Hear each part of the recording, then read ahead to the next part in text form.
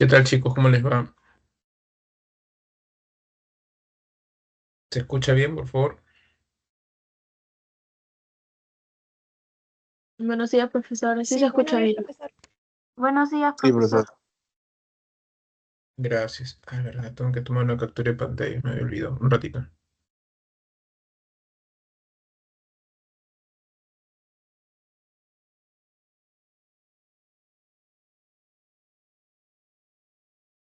Un minuto, por favor.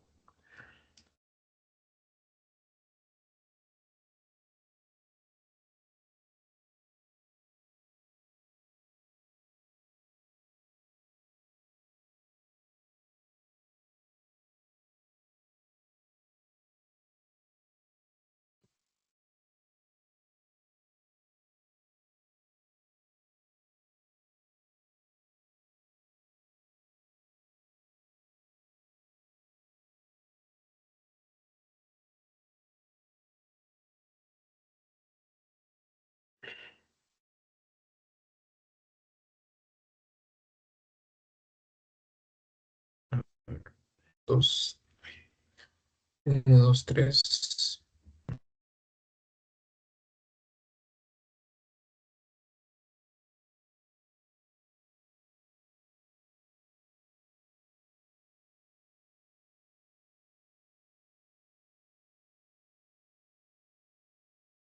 Ya, chicos. Bien, vamos a ver en esta semana 5, ¿no? Lo que corresponde a lo que es ya la literatura española. Durante estas semanas hemos estado viendo aspectos de la literatura universal, digamos, ¿no? Por llamarlo de alguna manera, ¿no? Literatura europea, ¿no? Desde los orígenes desde los griegos, ¿no? Hasta la literatura de la vanguardia, ¿no? Durante el siglo XX, ¿no? Mientras explicábamos algunos detalles, por ejemplo, en la semana 3, ¿no? Si mal no recuerdo, sobre aspectos del periodo renacentista, ¿no? Por ejemplo, ¿no? Justo para ver a Shakespeare, ¿no? Di varios detalles sobre lo que era, digamos, la época, digamos, del Renacimiento y el Barroco, y también les mencioné en clase que íbamos a ver en mayor detalle estos aspectos, ¿no? En lo que era la literatura española, ¿no?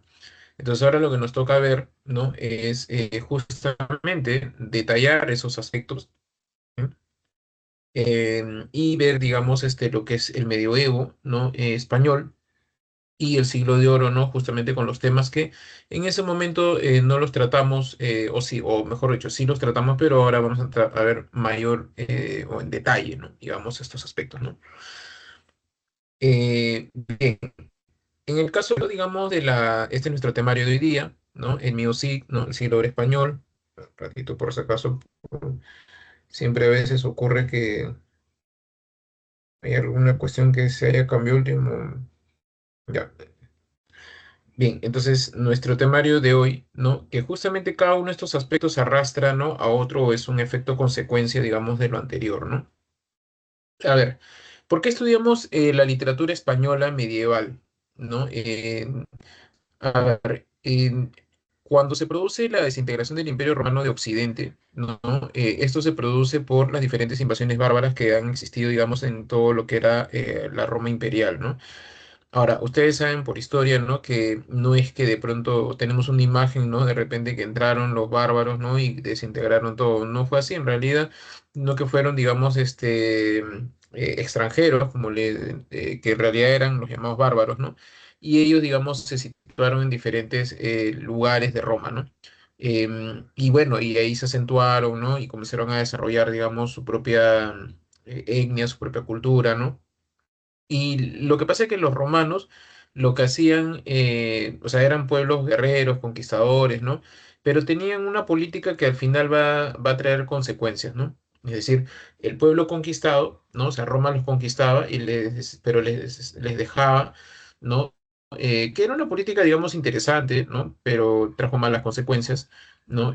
Digamos, le decía, ya sabes qué, te hemos conquistado, pero tú, o sea, te va a gobernar alguien de tu pueblo, ¿no? ¿No? Eso, digamos, ¿no? No es que ellos ponían a un dictador, ¿no? O sea, alguien romano, ¿no? Para que haga, digamos, su tiranía. En realidad ponían a alguien que era un títere, digamos, pero era alguien de su plena confianza, digamos, ¿no? O sea, alguien propiamente de la cultura, ¿no? Claro, con el paso del tiempo eso devino en mucho poder, ¿no? Para, o sea, en vez de estar al servicio títere, digamos, de lo que eran los romanos, ¿no? En realidad, con el tiempo, ¿no? Comenzó a convertirse en algo, un problema, ¿no? Porque estaba más aliado del pueblo conquistado, ¿no? Entonces, eso es por un lado, ¿no? Lo que sí les pagaban, pues, sus tributos, ¿no? A Roma, ¿no? Por eso esta famosa frase de darle al César lo que es del César, ¿no? Y después, con el paso de los siglos también, ¿qué es lo que pasa? Digamos, Roma se caracterizaba mucho, ¿no? Por la Guardia Pretoriana, ¿no? Comandantes, generales, ¿no? Era un pueblo guerrero, ¿no? Y entonces, ¿qué pasó? Estos bárbaros, ¿no? Digamos, ¿no? Comienzan a ascender socialmente dentro de Roma. En Roma, como en los griegos, cuando les explicaba en clase, ¿no? Que en la cultura griega, ¿no? La idea de la demos, ¿no? O sea, la democracia, eh, era para el pueblo, pero hay que entender quiénes eran el pueblo, ¿no? O sea, lo manejaban los aristócratas, ¿no? Eh, Porque eran los, entre comillas, llamados griegos puros, ¿no? Y lo mismo pasaba con los romanos, ¿no? Los famosos patricios, ¿no? Los patricios eran pues los que gobernaban Roma, ¿no? Y tenían altos cargos, ¿no? Pero con el paso del tiempo, ¿no? Ya no había esta llamada pureza romana, ¿no? Sino que, digamos, un hijo de patricio, ¿no? Se podía enamorar, ¿no? Casar, ¿no? Y viceversa también con alguien, digamos, de ascendencia bárbara, ¿no? Y entonces sus hijos eran romanos, bárbaros, ¿no? Y podían ascender, ¿no? A los grandes cargos, ¿no? Generales, comandantes, ¿no? Entonces, con el paso del tiempo, ¿no? Ya los bárbaros estaban enquistados, digamos, dentro del poder, ¿no? Y claro, y recordaban, pues, aspectos como Roma tiranizó nuestro pueblo, ¿no? Masacró nuestro pueblo, ¿no? Y cosas así, ¿no? Entonces, eso con el tiempo, ¿no? Va a generar de que Roma, prácticamente sus grandes líderes militares, ¿no? Muchos sean pues de ascendencia bárbara, ¿no? Entonces, iban a generar rencillas también entre ellos, ¿no? ¿No? Entonces, Roma prácticamente en un momento determinado, la Guardia Pretoriana, ¿no? Estaba gobernado o sea, los militares están gobernados por descendientes directos de los bárbaros, ¿no? Y aparte ya, como les dije, ¿no? Los gobernantes también, ¿no? Que prácticamente están más hacia el pueblo que en Roma, ¿no? Entonces hay un momento donde ya las invasiones, o sea, viven durante mucho tiempo, ¿no? Y comienza a haber mucha migración de los bárbaros del pueblo, de la parte norte de Europa del Este, ¿no? Y comienzan a entrar ya de una manera más violenta, ¿no? Los llamados vándalos, ¿no? Y ellos, ¿no? Prácticamente hacen un desastre, ¿no? En Roma, ¿no? Y ahí, digamos, luego con otras invasiones, ¿no? Cae Roma, ¿no? Ahora, imagínense la idea que ellos tenían de los bárbaros, ¿no? O sea, ya el cristianismo no se había inculcado, ¿no? O sea, ya habían pasado casi 500 años, ¿no? Desde que apareció Cristo, ¿no? Y ya se había infiltrado, digamos, el cristianismo en varios pueblos bárbaros, ¿no? Claro, en contra del paganismo que Roma tenía, ¿no? Pero digamos como que era controlado, pero vienen los bárbaros de Europa del Este, ¿no? Y de pronto ven, ¿no? Que son, digamos, más salvajes, que sacrifican, paganos, son paganos totalmente, ¿no? Claro, hay una imagen un poco retorcida, ¿no? Por parte de los historiadores romanos, ¿no? Sobre ellos, ¿no? Pero digamos, el paganismo contra el cristianismo que ya había, digamos, se iba desarrollando dentro de la Roma imperial, ya, eh, digamos, hizo, una vez que cae Roma, la Roma imperial, ¿no? Automáticamente los diferentes pueblos que ya estaban como que a nada, digamos, ¿no? De independizarse, ¿no? Una vez que cae Roma, automáticamente se independizan, ¿no? O sea, ahí uno ve que Roma estaba sostenida por cuerdas nada más, ¿no? Ya ni bien cayó, automáticamente se independizaron, ¿no? Entonces, en la península ibérica, lo que era la llamada Hispania romana, ¿no? Ahí, digamos, van a estar los godos, ¿no? Y sus diferentes tribus, ¿no? Los visigodos, los ostrogodos, ¿no? Y ellos, digamos, habían estado tiempo, ¿no? En la península ibérica, la Hispania romana, y ellos, digamos, estaban desarrollando el cristianismo, ¿no? Entonces bien, ven a los bárbaros paganos, ¿no? Y automáticamente se desintegraron, ¿no? O sea, se salieron, digamos, ¿no? Como otros pueblos, como los francos, ¿no? Como la parte, digamos, de lo que es Alemania, los germánicos, ¿no? Etcétera, ¿no? Entonces se desintegran, ¿no? Y van formando justamente lo que es la Hispania romana, se convierte en en Hispania, ¿no? En general. Ahora, la España que nosotros conocemos en la actualidad, por supuesto, no es cuando se independizó, ¿no? La península ibérica era, como les decía, ¿no? Diferentes pueblos, ¿no? Que tenían como un ancestro común, así tipo los griegos, ¿no? Que su ancestro común, o sea, según ellos, ¿no? Era heleno, ¿no? O aqueo, ¿no? Heleno y aqueo, ¿no? Ya, lo mismo aquí ocurre, digamos, habían diferentes pueblos, ¿no? Que comienzan a gobernar, ¿no? Y todos son descendientes de los godos, ¿no? Entonces comienza, digamos, todo este aspecto que ya lo hemos visto un poco, ¿no? El feudalismo, ¿no?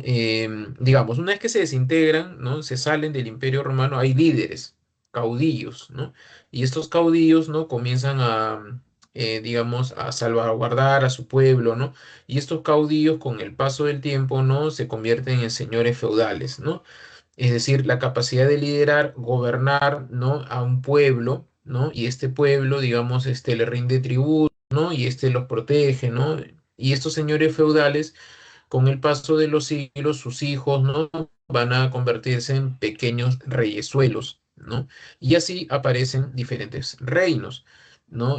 Primero comarcas feudales y estos se convierten en pequeños reinos, ¿no? Como el reino de Castilla, el reino de Navarra, el reino de Granada, ¿no?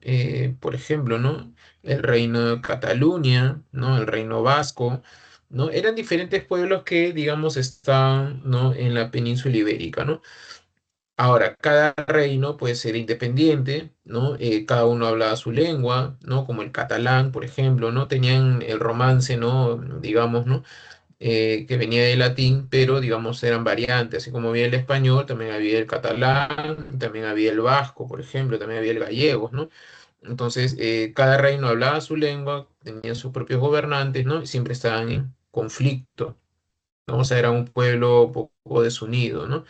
Porque, digamos, cuestiones, el medioevo es una época de, justamente, ¿no? De invasiones, ¿no? La imagen que se puede tener del medioevo como luchas entre los caballeros, ¿no?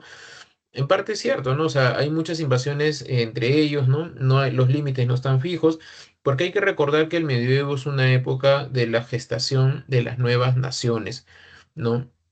Las nuevas naciones que están apareciendo, como los galos, los hispanos, ¿no? Los germánicos, ¿no? Los itálicos, ¿no? O sea, comienzan a aparecer, digamos, ¿no? Y por eso, digamos, es una época de gestación, ¿no? La Rus de Kiev, por ejemplo, ¿no? Que son los rusos, ¿no? Y la Ucrania, ¿no? También, ¿no? Entonces, es una época bien interesante porque, digamos, aquí en este periodo, en el medioevo, se consolida, ¿no? La identificación, la nación de cada país, ¿no? Cada país en la actualidad que conoces, ¿no? Nace aquí. Rusia, España, Italia, Alemania, ¿no? Francia, ¿no? Y por ahí me olvido de alguno, ¿no? Entonces nacen en este periodo, ¿no? Digamos, ¿no? Entonces, con el paso del tiempo, digamos, comienzan a entrar en conflicto. ¿Y qué es lo que pasa? En el siglo VIII, ¿no? Por el Medio Oriente, ¿no? em, se- eh, digamos, existían tribus bárbaras, ¿no? Bueno, árabes, ¿no? No musulmanes, árabes, y tenían muchas guerras tribales, ¿no? O sea, muchos líderes, caudillos, nómadas, ¿no? Y comienzan a vivir, digamos, ¿no? En el desierto, ¿no? Etcétera. Pero también eran pueblos guerreros, ¿no? Y justo aparece la figura, ¿no? En una época muy convulsa, ¿no? Del Medio Oriente, ¿no? Aparece Mahoma, ¿no? O sea, Mahoma se le revela, Alá, ¿no? Y le dice que él va a ser el profeta de su de la religión, ¿no? O sea, digamos, siguen todo lo que es lo judaico, ¿no? E incluso a Cristo no lo toman, pero como un profeta, ¿no? Y Alá es el profeta perdón, Mahoma es el profeta de Alá, y entonces le dice que haga pues la guerra santa, ¿no? Convertir a los infieles, ¿no? En parte del Islam, ¿no? Y entonces en toda esa guerra, digamos, tribal, caótica, desorden que hay ahí, Mahoma conquista varios pueblos, ¿no? De ellos, ¿no? Y al morir, ¿no? Sus generales, ¿no? Y descendientes siguen la yihad, ¿no? Y entonces era un pueblo organizado con la idea de hacer la guerra santa y que todos crean en Alá, en Dios, ¿no? Entonces, un pueblo organizado así, ¿no? Comienza, digamos, puede vencer a cualquiera, ¿no? Ese es un poquito que se refleja esa idea en la trama de la Guerra del Fin del Mundo de Vargas Llosa, ¿no? Que igual el pueblo de Canudos, ¿no? Está totalmente ideologizado, que es el fin del mundo y vencen a varios ejércitos brasileños, ¿no? O sea, esa es la trama de novela histórica, ¿no? Entonces, un pueblo así totalmente religioso, fanatizado, ¿no? Comienza a conquistar diferentes pueblos aquí en el medioevo, ¿no? Y entonces llegan a la península ibérica, ¿no? Los musulmanes entran por África, ¿no? Y comienzan a conquistar a la península ibérica, que era un pueblo desunido, ¿no? O sea, cada uno, como les decía, ¿no? Se peleaban entre ellos, ¿no? Cada uno quería gobernar sobre el otro, ¿no? Y digamos, eso, digamos, va a ocurrir, ¿no? Entonces invaden, ¿no? Todos estos territorios, ¿no? Y comienza a llamarse, ¿no? A la península ibérica, ¿no? Una vez que van conquistando territorio tras territorio, ¿no? Digamos, se le conoce como al-Andalus, ¿no? Al pueblo. Ahora, al-Andalus no existe como, digamos, como una jurisdicción, o sea, a lo que me refiero es que no existe así tipo el Imperio Carolingio o si quieres entenderlo en términos contemporáneos como el Perú, ¿no? O sea, como país, ¿no? Al andaluz es el nombre que se le daba a la península ibérica gobernado por los musulmanes. Es como si tú dijeras los Andes, ¿no? Los Andes no es una jurisdicción, ¿no? Sino que es más una cuestión geográfica, ¿no? Los Andes atraviesan diferentes países, pero no es que hay un país llamado los Andes. Al andaluz es decir, lo mismo. Al andaluz no es un país, sino que es, digamos, el territorio gobernado políticamente por los árabes, ¿no? Por los musulmanes, ¿no? Entonces, al andaluz conquista los diferentes territorios y los diferentes reinos que antes existían ahora comienzan a llamarse califatos. ¿No? El califato, por ejemplo, de Granada, el califato de Medina, ¿no? Son los más importantes, ¿no? El califato es reino, digamos, ¿no? O sea, dentro del Andaluz hay diferentes pueblos, ¿no? Dentro de diferentes reinos, digamos, ¿no? La presencia árabe se nota, por ejemplo, cuando van en el cantar de gesta del Roldán, ¿no? Roldán, por ejemplo, ¿no? Él cuando lo emboscan, ¿no? Le tienen una trampa, ¿no? Va a hacer las negociaciones y ¿dónde lo van a interceptar? En Roncesvalles, ¿no? Porque él va al límite, lo que le llaman la marca francesa, ¿no? Es decir, las fronteras, ¿no? Y va supuestamente a negociar, ¿no? Con los musulmanes que están en España. Estamos hablando del siglo VIII. Y ahí lo van a emboscar, ¿no? ¿No? Hay otro cantar, el cantar de Navarra, ¿no? Que habla de lo mismo, pero la última parte, cuando Carlomagno va, ¿no? A ver a los muertos, ¿no? Digamos, entre ellos su sobrino, ¿no? Roldán, ¿no? Y digamos ahí hablan pues del mundo árabe, ¿no? Que ha conquistado, pero date cuenta de la presencia, ¿no? Que existe, digamos, del mundo árabe ya en la España digamos, en Al-Andalus, ¿no? En esa época, ¿no? Bien, entonces, una vez que ingresan los musulmanes, ¿no? Ya desde ahí, digamos, ¿no? Eh, Desde el siglo VIII, específicamente desde el 711, ¿no? O sea, desde que cae el primer reino, ¿no? Y van cayendo como, digamos, como filas de dominio uno tras otro, ¿no? Em, Comienza lo que se conoce como la llamada Reconquista Española, ¿no?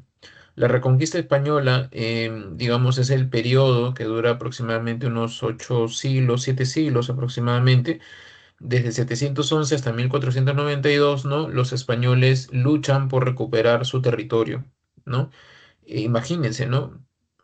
Casi 800 años los árabes vivieron en Al-Andalus, ¿no? Gobernados, ¿no? Los españoles, ¿no? Hay algo que luego los españoles se van a dar cuenta, ¿no? Los árabes sometieron a los españoles, pero no lograron que estos, ¿no? Hablen árabe. Y ustedes saben, ¿no? Si han estudiado algún idioma, ¿no? Hablar una lengua, ¿no? Aprender una lengua, no solamente es aprender a hablar, sino aprender su mundo, ¿no? O sea, su forma de pensar, ¿no? O sea, tú aprendes francés, ¿no? Aprendes todo su mundo teórico, de debate, ¿no? Por ejemplo, ¿no? Entonces, si aprendes inglés es un poco más, la vida es más práctica, ¿no? Entonces, se te va, digamos, adquiriendo eso, ¿no? Y además recordar que en Europa la lengua, ¿no? La lengua es muy importante, ¿no? O sea, la lengua representa para ellos sinónimo de su cultura y de su tradición y que ahí está la historia de su pueblo. Algo que acá no se observa ese detalle, ¿no? O sea, acá los españoles vinieron y automáticamente los quechohablantes adquirieron la lengua del conquistador, ¿no? Pero también tiene que ver mucho con el aspecto de lo que ellos pensaban, ¿no? Ellos los concebían como dioses, ¿no? Entonces, como que hablar la lengua de Dios, ¿no? Por decirlo, ¿no? Em, Bien, entonces comenzaron, digamos, todo este periodo de reconquista, ¿no? Y poco a poco van recuperando su territorio. Y eso es algo que se puede observar, ¿no? Dentro de lo que es el cantar de Miosit, ¿no? Y otros textos, ¿no? O sea, las llamadas novelas de caballería, por ejemplo, el siglo XII, XIII, ¿no? Son novelas también que retratan el mundo árabe, ¿no? Los caballeros, ¿no? Que retratan las novelas de caballería muestran, digamos, cómo hay, digamos, la presencia árabe, ¿no? En ello, ¿no? Entonces, hay diferentes tipos de novelas que van evolucionando desde el periodo de la Reconquista, ¿no? Y después ya el cristianismo, las aventuras, ¿no? Etcétera, ¿no? Bien, y claro, el cristianismo se va acentuando dentro del territorio, ¿no? De la península ibérica. No, no por nada se les llama reyes católicos, pues a los de Castilla, ¿no? O sea, no aceptaban, digamos, la nueva religión, ¿no? Entonces, no hablaban árabe, pero igual muchas palabras se han filtrado, ¿no? Dentro del mundo, dentro de la lengua española, ¿no? Albahaca, alhaja, almohada, ojalá, ¿no? O sea, todos son términos árabes, ¿no? Que, digamos, se españolizaron, ¿no? Entonces, sí hay una filtración, digamos, de ello, ¿no? Y bueno, el mío sí, como les digo, muestra todas esas luchas, ¿no? De reconquista española, de reconquista, de recuperación, ¿no? De guerra santa, digamos, ¿no? En ello, ¿no? Bien, y eso va a durar hasta 1492, ¿no? Hasta que se produce, digamos, la liberación de Granada, ¿no? O sea, los españoles han ido recuperando poco a poco sus territorios, ¿no? Y en el año 1492 estaba el último bastión, digamos, de los árabes, ¿no? Es decir, Granada, el califato de Granada, ¿no? Estaban gobernando, ¿no? Los árabes, ¿no?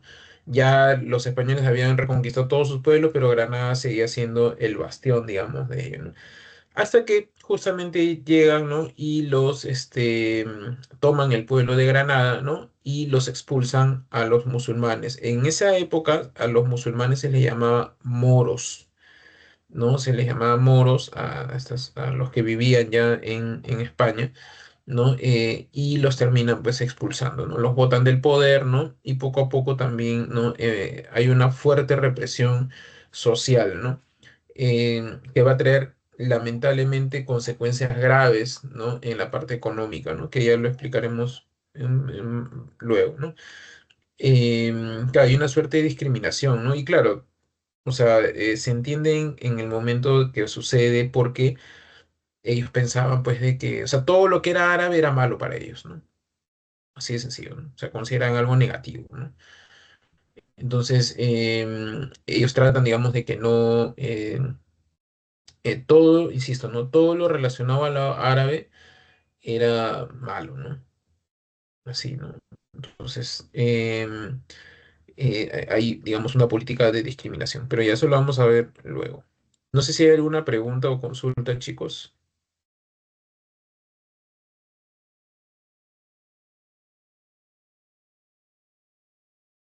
Y el video parece que estuviera con filtro, ¿no? Es eso que se pone en TikTok. Parece que me hubiese rejuvenecido. Bien, ¿alguna pregunta? ¿Todo claro, chicos? Sí, profesor, todo claro. Gracias. Bien, entonces vamos a ver el poema de Music. ¿Ya? El poema de Music, a ver, en la universidad me acuerdo que nos hicieron leer el poema de Music en español antiguo, bien complicado. O sea, sí se entiende, ¿no? Lo que pasa es que el Music originalmente no está dividido. ¿Ya? Este es un solo cantar. Recuerden que el Music es hecho, digamos, por el pueblo, ¿no? Por juglares, ¿no? ¿Eso qué quiere decir? Que es un producto, digamos, un canto del pueblo, ¿no? Que se comenzó a cantar, ¿no? Y existían pues cantores, ¿no? Los llamados juglares, ¿no? Que comenzaban a contar la historia, ¿no? Pero en sí no hay un autor, ¿no? Y como esto era del pueblo, ¿no? Comenzaba, digamos, o sea, eh, no hay mayor respeto por el orden formal, ¿no? O sea, es simplemente un canto extenso, ¿no? Y hay ciertas cuestiones que, bueno, si uno se pone a revisar, no se da cuenta de las fallas, ¿no? Pero ahí está su riqueza, digamos, ¿no? Hay una idea, digamos, de lo que se canta. Lo que ocurre es que como se gestan las nuevas naciones, ¿no? Lo que pasa es que estos cantores trataban de imitar, ¿no? A los, por decirlo, ¿no? Los poetas épicos, ¿no? O sea, recuerden lo que les decía en clase, ¿no? El poeta épico es inspirado por los dioses, ¿no? Y implica toda una formalidad, ¿no? De canto, ¿no? Que manejaba, ¿no? Las figuras, la retórica, ¿no? Etcétera, ¿no? Y en este periodo, digamos, la educación, recuerden en el medioevo, era un privilegio, ¿no? O sea, alguien del pueblo no accedía a tener educación, ¿no? La educación solo estaba hecha para los gobernantes, los reyes, ¿no? El sacerdocio, ¿no? Y nada más, ¿no? O sea, no, los cortesanos, ¿no? Pero más allá de eso no había, ¿no? Entonces, escuchaban de repente los grandes relatos de los poetas épicos, ¿no? Y lo que hacían estas personas era, el juglar es como un cantor de la calle, ¿no? O sea, literal, ¿no? eh, Eso que cuentan historias, ¿no? Los cuentacuentos, ¿no? Digamos de la calle, ¿no? Y así eran los juglares, ¿no? Para que se entienda bien, ¿no? Entonces ellos lo que hacen es simplemente imitar, ¿no? Imitar, ¿no? Imagínense, les ha pasado seguramente, ¿no? Cuando suben a un carro, ¿no? Y entra alguien que va a cantar, no sé, pues su canción de hip hop, rapeo político, ¿no? No sé si se han percatado, pero estas personas creen pues que así se hace con una especie de rima, ¿no? Y te tratan de rimar, ¿no? Con un solo sonido, ¿no? ¿No? Ya, igualito, ¿ya? Acá es igualito, o sea, tú cuando lees el music, eh, uno, no hay organización de estrofas, ¿no? ¿Por qué? Porque no existen las estrofas en esta época, ¿no? Las estrofas recién van a aparecer en el siglo XIII, sí, sí, 13, 12, en Sicilia. No existen las estrofas, en primer lugar. Lo que se le conoce aquí son las series. O sea, lo que tú conoces como estrofa en la actualidad, en aquella época se llamaba serie, ¿no? Y ese es uno, ¿no? Entonces, ¿qué cosa es una serie? Una agrupación de versos. Por ejemplo, venía el cantor y cantaba todo lo que era el destierro del SIG, digamos, ¿no? O por decirlo, ¿no? Cuando el SIG lo van a desterrar, primero y te cuenta toda esa aventura, ¿no? Del destierro antes de que se vaya, digamos, a Burgos, ¿no? Ya una vez que terminaba eso, digamos, pasaba otro, ya cuando se está yendo de Castilla, ¿no? Entonces, y ahí agrupaban otros versos, ¿no? Entonces, porque recuerden que esto era oral, ¿no? Entonces tampoco es que había, ¿no? Una idea de escribirlo, ¿no? Entonces, se agrupan por series. ¿no? Y como les decía de los cantores de la calle, ¿no? Es monórrimo, es decir, es que trataban de convencerte el oído, pues, ¿no? Entonces cantaban, ¿no? Haciendo un sonido nada más, ¿no? Un sonido, un sonido, un sonido para poder, digamos, tener una idea de ello, ¿no? Entonces, engancharte, ¿no? Un sonido tras otro, pero era monórrimo. ¿Qué quiere decir esto? Una sola rima, ¿no? Y tenía lo que se conoce como rima sonante, ¿no? Nuevamente, volviendo al ejemplo de los cantores de la calle, ¿no? Que suben a los carros, ¿no? Si te percatas cuando ellos comienzan a cantar, ya, aparte del único sonido que te dicen, ¿no? Casi siempre son sonidos asonantes. ¿Qué quiere decir esto? Que solo riman las vocales, ¿no? Entonces, lo mismo ocurre en el mío SIG, ¿no? O sea, riman las vocales. O sea, por ejemplo, se dice el SIG avanzó, el SIG con su caballo, ¿no? Avanzó, ¿no? En esta tierra conquistó, ¿no? Mientras vencía a los musulmanes, desterró, ¿no? Y así. O sea, ese es rima sonante. Cuando riman solo las vocales, ¿no? Es la rima más fácil de hacer. En cambio, la rima consonante es cuando riman no solo la vocal, sino también la consonante, ¿no? Por ejemplo, que te digan, y el mío sí que entró a la catedral, ¿no? Y puso una vela, ¿no? Pero siempre estuvo en duermevela, ¿no? Ya ahí están, ¿no? Digamos, conjugándose las consonantes con las vocales, ¿no? Entonces, eso, digamos, no existe en el Music, ¿no? Porque nuevamente es hecho por gente que no tiene la educación, ¿no? Para cantar. Y se entiende porque la educación es un privilegio, ¿no? Por eso se menciona que es hecho por el pueblo, ¿no? Al parecer, por algunos juglares, ¿no? Cantores de la calle, digamos, ¿no? Que por diferentes territorios comenzó a surgir, digamos, la historia del Music, ¿no? Ahora, ¿qué es lo que pasa? En el siglo XII, ¿no? Siglo XI, perdón, encontraron, o sea, a alguien se le ocurrió transcribir lo que era oral, ¿sí? Era oral, ¿no? Y lo escribió, ¿no? Y ya, y puso su firma, ¿no? O sea, pero honesto, es un copista, ¿no? Per Abac, ¿no? Este sacerdote, ¿no? Al parecer, ¿no? Copió de algún documento, ¿no? Que no lo tenemos, ¿no? Y ese documento original no se sabe dónde está ni de cómo, o sea, tal vez lo escuchó, ¿no? En fin.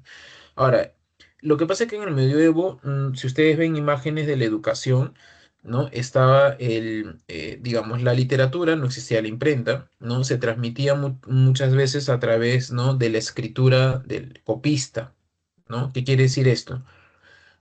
En imágenes que ustedes pueden ver en internet de ilustraciones, ven al sacerdote, ¿no? Parado, digamos, ¿no? Frente a los diferentes novicios, ¿no? Y digamos, tenía el manuscrito, cualquier libro, ¿no? Y comenzaba a relatar, ¿no? O sea, a contar y los demás copiaban, ¿no? Esos eran los copistas, ¿no? Entonces, el problema con esos textos es que no, es una incertidumbre, porque imagínense si había un sacerdote muy represor, ¿no? O sea, muy censor. De repente habían escenas que no le gustaba y simplemente censuraba esa escena, ¿no? Y el copista, el copista solo copiaba lo que le dictaba, ¿no? Entonces, ¿cómo sabe cuántas escenas se habrán censurado, ¿no? Y no solamente él, sino la persona que copia también, o sea, no sabemos si censuró también otras cosas, ¿no? Entonces, el medioevo es una época bien complicada, ¿no? Pero bueno, Pere Abad fue alguien que copió de un manuscrito original que se nos ha perdido, ¿no? Ahora, hay una historia bien interesante de ello, ¿no? El manuscrito estuvo perdido durante mucho tiempo, mucho tiempo. Yo también recién me enteré hace poco, creo que en la pandemia o antes de la pandemia, que el manuscrito no había sido visto hasta hace un par de años. ¿Cómo así? O sea, el manuscrito fue perdido, ¿no? Durante muchos siglos. Hay noticias de que lo tuvo tal rey, tal familia, ¿no? De dinero, ¿no? Etcétera. Muchos siglos. ¿No? Conocíamos el Music porque Así como habían copistas, también habían estos, digamos, reseñadores, ¿no? Que hacían resúmenes muchas veces en libros, en catálogos, ¿no?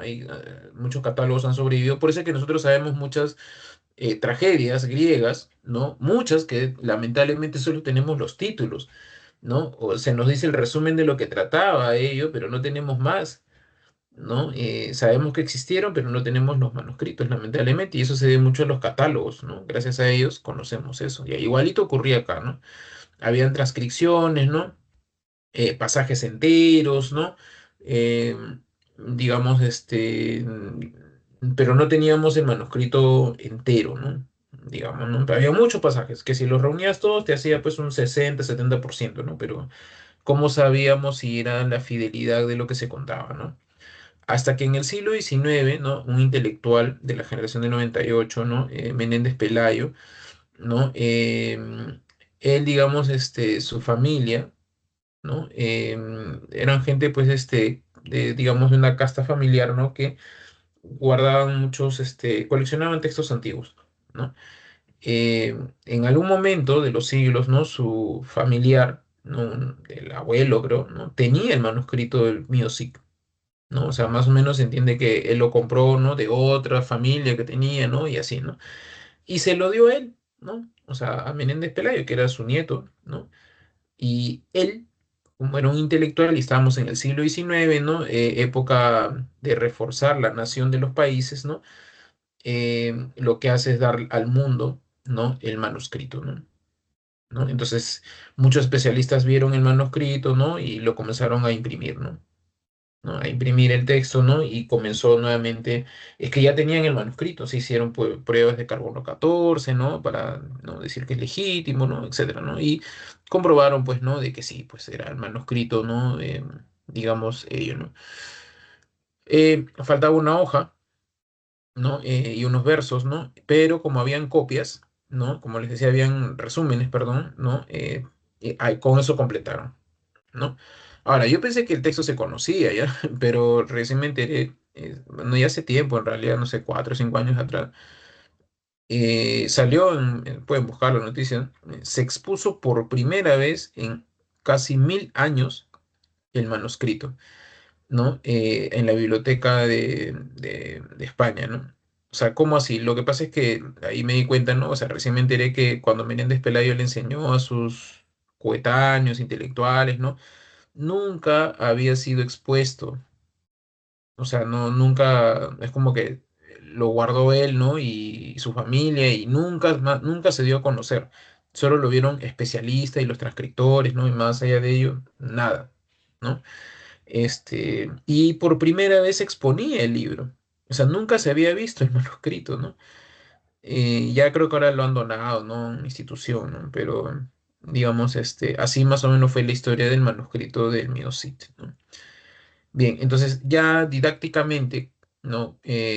Se, se dividió en tres cantares, ¿no?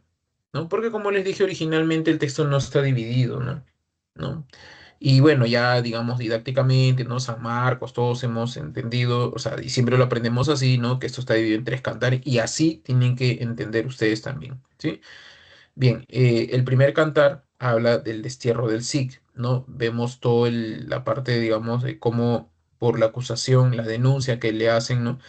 Por haberse apoderado de las parias reales, ¿no? Sale desterrado. Luego, ya con conquista de varios territorios, ¿no? Se producen las bodas de las hijas del Cid, de Doña Elvira y Doña Sol, ¿no? Y luego la afrenta de Corpés, ¿no? La resolución, digamos, de ello, ¿no? Bien, el primer cantar, ¿no? Ya saben las formalidades, ¿no? Género épico, especie cantar de gesta. Recuerden, monórrimo. Ojo que esas cuestiones preguntan en el examen, ¿no? Por favor, revisen sus separatas, ¿ya? Monórrimo. Te pueden poner un fragmento y te ponen en el aspecto formal que se puede colegir, digamos, de ello, ¿no? Entender que es monórrimo o que es asonante, ¿no? Que está agrupado en series, ¿no? Ah, y que también tiene rima irregular, perdón, métrica irregular. ¿Qué quiere decir ello? nuevamente, ¿no? La métrica propiamente, ¿no? O sea, oficialmente, ¿no? Se da, o sea, desde la escuela de Sicilia. O sea, sí existía, digamos, por ejemplo, con los griegos, ¿no? Los hexámetros, por ejemplo, ¿no? Con la Ilíada y la Odisea, ¿no? Y así se estuvo trabajando mucho tiempo, ¿no? Pero, digamos, la idea del endecasílabo, dodecasílabo, el hectasílabo, octosílabo, ¿no? O sea, como ya así restringida, ¿no? Recién va a aparecer otra vez con la escuela de Sicilia, ¿no? O sea, es decir, que todos los versos deben tener la misma medida, como el caso de la comedia de Dante, ¿no? Escrita en decasílabos, ¿no? O sea, esa es la idea que se concibe, pero siglos después, ¿no? Aquí, nuevamente, ¿no? El juglar no tiene mayor educación, por lo tanto, él canta lo que cree, o sea, entonces cuando tú ves los versos tienen diferentes tamaños. Sí, hay diferentes tamaños. Hay versos que pueden tener 10 sílabas, hay otro que tiene 15, otro que tiene 13, otro que tiene 20, ¿no? Y así, ¿no? Es métrica irregular. ¿Ya? Entonces, acuérdate de ello, ¿ya? Algo iba a decir. Ah, ya. El Music, ¿no? Más o menos sus aventuras, ¿no? Ocurren aproximadamente entre el siglo VIII y el siglo IX. El mío sí es un personaje histórico, sí ha existido, hay pruebas de que ha existido. Está enterrado en la catedral de España, no me acuerdo si es de Castilla, pero está enterrado ahí, ¿no? Bueno, supuestamente, ¿no? Entonces, pero sí hay hechos históricos, ¿no? De que muestran, y entonces sus aventuras más o menos suceden entre el siglo 8 y 9. La mayoría de cantares de gesta suceden entre el siglo 8 y 9, ¿sí? 8 y 9, ¿no? Y recién comienzan a cantarse en entre el siglo IX y siglo X. ¿Ya? Miren para que cómo pasa el tiempo, ¿no? Y recién comienzan a escribirse, ¿no? En entre el siglo XI y siglo XII, ¿no? O sea, miren todo el tiempo, ¿no? O sea, suceden las aventuras entre el siglo VIII, 9 y recién comienza a escribirse en el siglo XI, XII, casi 300 años. Es casi lo de la Ilíada y la Odisea, ¿no? Siglo XII, XI se escriben, perdón, se suceden supuestamente los hechos, 400 años después, ¿no? Se cantan y 300 años después se escriben, ¿no? Ya algo parecido. Siglo VIII suceden las historias, siglo IX se cantan, o siglo X, ¿no? Y luego en el siglo XI, XII comienzan a escribirse, ¿no? eh, Así más o menos, ¿no? Ahora, hay una influencia notoria, digamos, ¿no? La Ilíada y la Odisea son textos que influyen muchísimo, ¿no? O sea, la guerra, las aventuras. Si se percatan, la primera parte es guerra, como el caso de la Ilíada, ¿no? Y luego el amor a la familia que se muestra en la Odisea acá también, ¿no? Cuando las hijas son afrentadas, ¿no? O sea, muchos cantores querían ser tipo Homero, pues, ¿no? O sea, cantar, digamos, la Ilíada y la Odisea en sus versiones, ¿no? Así puedes encontrar aquí este aspecto del Music, el cantar de Roldán, ¿no? El cantar de Guillermo, el cantar de Igor, ¿no? El cantar, sí, hay un cantar más que no recuerdo ahorita, que habla de la caída de Constantinopla, pero bueno, ya, eso, digamos, ¿no? Bien, Rodrigo Díaz de Vivar, o Ruy Díaz de Vivar, ¿no? Él vive en Castilla y León, ¿no? Ahí está gobernando el rey Alfonso VI, ¿no? Digamos, ¿no? El rey, digamos, ¿no? Magnánimo, ¿no? En ese momento, ¿no? Entonces, le tenía mucho aprecio al Mio Sig, ¿no? Su apodo Mio Sig viene de los árabes, ¿no? Mi señor, ¿no? Entonces él le tenía aprecio porque, digamos, había sido un buen caballero, ¿no? Y le había dado, pues, mucho rédito, ¿no? Conquistaba territorios, defendía el territorio, ¿no? Entonces, recuerden que estamos en el feudalismo, ¿no? Alfonso VI es un señor feudal, ¿no? Y el Mío Sig es un vasallo. Pero como ha conquistado diferentes territorios, este también es un señor feudal, porque a cambio le ha dado, digamos, terrenos, ¿no? Y este también tiene sus propios vasallos, ¿no? Como Martín Antolínez, por ejemplo, Alvar Núñez, ¿no? Entre otros, ¿no? Que lo acompañan siempre así, tiene sus vasallos, ¿no? Em, y digamos, el rey le tenía mucha predisposición al Cid, ¿no? Mucho cariño, digamos, ¿no? Y esto le va a generar envidias, ¿no? Con un tal García Ordóñez, ¿no? García Ordóñez le tenía, digamos, tirria al Cid por ser el preferido del rey, y entonces pues, lo calumnia, ¿no? Y le dice al rey que el mío Cid se ha apoderado de las parias reales, que son los impuestos. ¿Cómo era la idea aquí de las llamadas parias? Tú conquistabas un territorio y el pueblo conquistado tenía que pagarte tributos por haberse dejado conquistar, ¿no? Algo así, ¿no? O sea, porque te conquistamos me tienes que pagar, pues, ¿no? O sea, por daños y perjuicios, ¿no? Por gastar mis armas, ¿no? Cosas así. Entonces, supuestamente el mío sí ha ido, o sea, y no le ha entregado los tributos al rey. Y el rey, que está sobre la cúspide de todo, ¿no? Porque hay una estratificación social bastante fuerte, ¿no? Primero está el rey, luego la corte, ¿no? Su familia, ¿no? Y por último el pueblo, ¿no? Una relación demasiado vertical. Ellos, ni siquiera le da el derecho a la defensa, ¿no? Sí, es simple. Y lo que hacen es simplemente desterrarlo, ¿no? Al desterrarlo, lo que hace el Sikh, o sea, lo que sucede con el Sikh es que pierde su honor, ¿no? Y tiene que irse de Castilla, ¿no?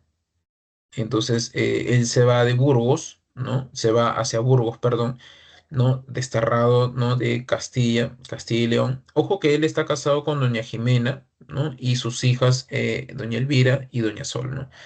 Entonces, se va del pueblo, ¿no? Y cuando se está yendo a Burgos, ¿no? Entra, o mejor dicho, es un pueblo que él había, digamos, muchas veces defendido, piensa refugiarse ahí, ¿no? Y de pronto el pueblo, el rey había amenazado a los diferentes pueblos que pertenecían, ¿no? A la jurisdicción de Castilla, que si le ayudaban, simplemente pues iba a arrasar con el pueblo, ¿no? Entonces sale una niña, ¿no? Y le dice que nadie lo va a recibir, ¿no? A él le parece extraño que nadie salga a recibirlo, ¿no? Y él comprende y se marcha, ¿no? Antes de marcharse, ¿no? Entra a una iglesia, ¿no? Y eh, él- él le dice a la Virgen María, ¿no? Que va a hacer 1000 misas, ¿no? Cuando recupere su honor, ¿no? Cuando se está yendo ya de Burgos, aparece Martín Antolínez, su vasallo, ¿no? Del Cid, y le dice que a él no le importa lo que diga el rey, que él le va a ser siempre fiel, ¿no? Y que está dispuesto, digamos, a lo que él diga, ¿no? Para reconquistar su honor. Entonces, el Cid se le ha ocurrido recuperar su honor demostrándole al rey que no es un traidor, ¿no? Que simplemente quiere, digamos, refrendar su fidelidad. Y entonces el Sikh lo que hace es, le cuenta, ¿no? Una idea, ¿no? Conquistar diferentes territorios en nombre de su rey Alfonso VI. Pero para eso necesitan dinero, ¿no? Y entonces Martín Antolínez recuerda, ¿no? Digamos, hay unos judíos, Raquel y Vidas, ¿no? Que prestan dinero, son usureros, ¿no? Los judíos, ¿no? Y entonces manda a Martín Antolínez, ¿no? Y le dicen, pues, que sí, le pueden prestar dinero, pero que necesitan, pues, algo que les dejen, ¿no? Algo a cambio, ¿no? El mío sí, astuto, les deja, pues, unos cofres, ¿no? Diciendo que ahí hay tesoros de la cristiandad, porque eso se traficaba bastante, ¿no? O sea, es una época donde aparecen muchas leyendas, ¿no? El Santo Grial, ¿no? El manto con que envolvieron a Cristo, ¿no? Retazos de la ropa, ¿no? La corona de espinas, ¿no? Y cosas así, ¿no? Astillas de la cruz de Cristo, ¿no? Aquí en el Perú hay uno, ¿no? Un pedazo de la cruz de Cristo en la iglesia de Santo Domingo, ¿no? Eso me acuerdo que me contó un profesor de religión. Él era muy, bueno, era un novicio. Y me decía que ahí en Santo Domingo existe una astilla de la Cruz de Cristo. O sea, los países católicos recibieron de la cruz que se encontró supuestamente en el siglo IX por una la madre, creo, del emperador romano, ¿no? Imagínense, o sea, 10 siglos sobrevivió la cruz, ¿no? Entonces, pero bueno, el tráfico de esa época, ¿no? Y eh, todos los pueblos católicos recibieron, digamos, en algún momento, ¿no? Esa astilla, ¿no? Este.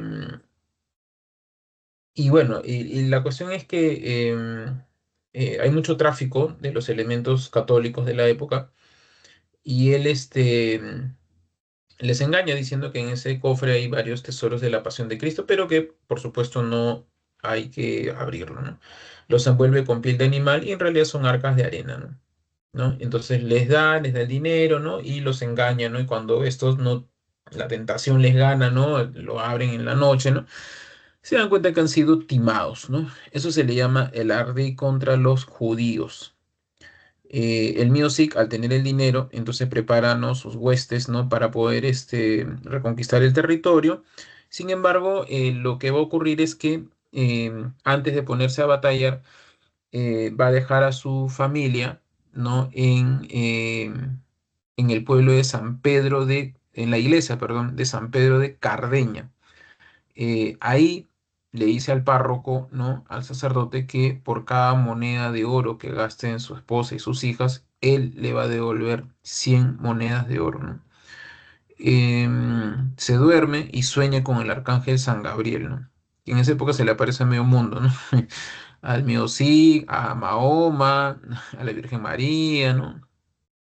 Este, y le dice, pues, o sea, en el sueño, ¿no? Que va a recuperar su honor, ¿no? Bueno, se marcha de ahí y entra a un pueblo donde no levanta ni un arma y lo recupera, ¿no? Que es el pueblo de Zaragoza, ¿no? Zaragoza es un pueblo dominado por los árabes, que él entra y con su presencia el pueblo se une a favor de él y reconquista el territorio de Zaragoza, ¿no? Pero prepara su estocada, digamos, magistral, ¿no? Prepara a todos sus hombres y toma el pueblo de Barcelona, ¿no? Que estaba gobernado por un rey títere, ¿no? Ramón de Berenguer, ¿no? Que históricamente ha existido, ¿ah? Ramón de Berenguer sí existió, pero es un títere, pues, de los musulmanes, ¿no? Entonces, eh, reconquista el territorio, ¿no? Y con ello gana la espada colada, ¿no? Eh, entonces, así acaba el primer cantar del poema de Mio Cid, ¿no? El segundo cantar, ¿no? El mío sí de Barcelona se prepara, ¿no? Y se va hacia el pueblo de Valencia, el cual él toma, ¿no? Toma el pueblo de Valencia y con ello recupera, digamos, el territorio y todo eso lo hace en nombre de su rey, ¿no? El rey Alfonso VI. El rey Alfonso VI, perdón, el rey Alfonso VI y él digamos, ha crecido a la fama del sí, que ese es otro elemento muy importante, ¿no? La fama, ¿no? Cómo crece. Y entonces aparecen, o sea, y él cada territorio que reconquista manda a sus hombres, ¿no? Y les manda a decirle al rey que todo eso, el pueblo, los pueblos reconquistados, el oro que gana y todos los tesoros, ¿no? que gana lo hace en favor de él, ¿no? O sea, para él nada, solamente todo es para el rey, excepto pues digamos, los viáticos, ¿no? Entonces, ¿no? Lo que va a suceder, digamos, con ello, ¿no? Es que eh, la fama de sí crece, ¿no? Y se aparecen dos personas, ¿no? Que son los sobrinos de quien lo ha calumniado al mío signo, García Ordóñez, ¿no? García Ordóñez, perdón, los sobrinos, los infantes de Carrión, ¿no? Quieren gozar de la fama del SIC y creen ellos que el SIC tiene dinero, pues, ¿no? Por como ha conquistado diferentes territorios, ¿no? Piensan, pues, de que el SIC tiene el dinero suficiente, ¿no? Entonces, lo que van a hacer es pedir en matrimonio a las hijas del SIC, ¿no? Ahora, en esa época hay una ley, ¿no? ¿No? El hombre que pide matrimonio a tu hija, que aceptar. Así de simple, no, no puedes decir que no. Es la ley, ¿no? Entonces el Cid no quiere. Entonces los infantes de Carrión se quejan con el rey, porque el rey, recuerden que está en la cúspide de toda la sociedad y es todo, es la ley, él es el que da las normas, ¿no? No obedecer la ley es no obedecer al rey, ¿no? Y entonces el rey reclama, ¿no? Que el Cid no le está haciendo pues caso, ¿no? Y entonces el Cid, por respeto al rey, porque él es fiel al rey, ¿no? Decide aceptar el matrimonio de sus hijas con los infantes de Carrión, ¿no? Y con eso el rey se da cuenta, le ha recuperado territorios, o está recuperando territorios, ¿no? Se le está dando los tesoros, está respetando la ley que él representa, ¿no? Entonces el rey con eso decide perdonar al Cid, ¿no? del destierro, ¿no? Ojo que el Cid nunca se equivocó, ¿ah? O sea, el rey nunca, o sea, lo perdona, no es que asume su error, ¿no? O sea, perdona, dice como si hubiese hecho una falta, ¿no? Y al perdonar el Cid, al perdonarlo, simplemente es, eh, digamos, ¿no? Con eso ya él, recupera su honor, ¿no? Y se produce el matrimonio de las hijas del Cid.